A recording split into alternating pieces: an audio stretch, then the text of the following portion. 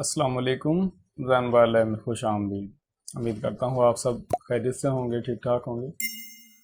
आज की वीडियो में हम देखेंगे कि जो नोकिया के कीपैड वाले फ़ोन हैं, अगर आपके पास उनकी ओरिजिनल एलसीडी हो तो आप उसको उतारने के बाद किस तरह से दोबारा लगाएंगे, किस तरह से दोबारा शोल्ड करेंगे। क्योंकि पहले जो एलसीडी जेन्युइन लगी होती है कंपनी से, वो सिर्फ पंच की होती है, उसमें शोल्डिंग नहीं हुई होती।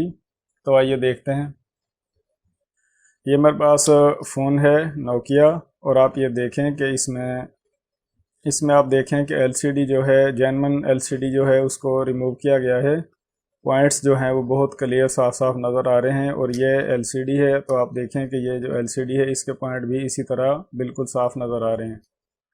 इसको मोबाइल रिपेयरिंग वाले 2-3 तरीके से लगाते हैं। तो मेरे हिसाब से जो आसान तरीका है, जिससे मोबाइल रिपेयरिंग में जो नए लोग हैं वो भी फ़ायदा उठा सकते हैं, मैं वो तरीका आपको बताने लगा हूँ। तो आइए देखते हैं। पहले ये जो पॉइंट्स हैं, इन पॉइंट्स को हम शोल्ड करेंगे। ये पॉइंट्स जो हैं इनको इस तरह आपने शोल्ड कर देना है। पॉइंट जो हैं वो इस साइड से स्टार्ट हो रहे हैं और इस साइड पर एंड हो रहा है इनका। तो इस तरह काविया आपने नहीं फेरना, आपने काविया इस तरह फेरना है, इस तरह। अगर इस तरह फेरना है तो सेंटर में से वापस ले जाएं, एंड तक ना लेके जाएं। तो ये जो पॉइंट हैं ये शोल्ड हो चुके हैं।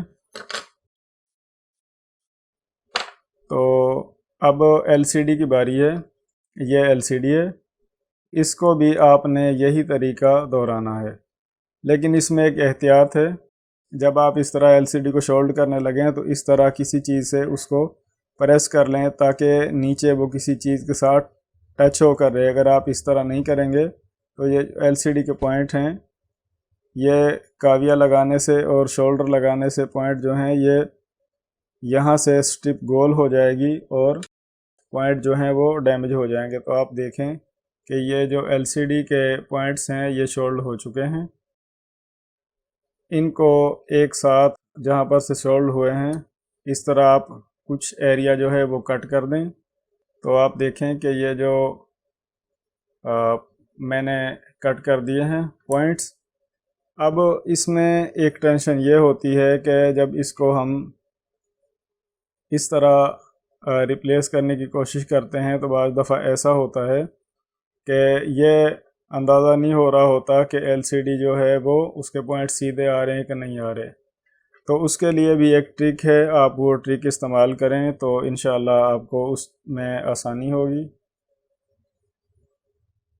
ये जो पॉइंट है, तो ये जो पहला पॉइंट है साइड वाला, तो आप इस पॉइंट को इस तरह एक साइड से जो फालतू यहाँ पर एलसीडी के स्ट्रिप का हिस्सा था उसको इस तरह से कट कर दें तो उसको लगाने में आसानी रहेगी। आपने इसको इस तरह शोल्ड करना है ताकि वाज़े नज़र आए। और ऊपर थोड़ा सा मैं इसको मैग्नेट प्लेट पर सेट कर लेता हूँ। तो ये जो इस साइड से मैंने एलसीडी की जो स्ट्रिप है उसको थोड़ा सा कट किया है। तो अब ये जो पहला पॉइंट है ये बिल्कुल एलसीडी के सिरे पर ही है यहाँ पर। तो इस तरह आप काविये को इधर से रखें और इस तरह ऊपर की तरफ एलसीडी की तरफ स्लाइड करें।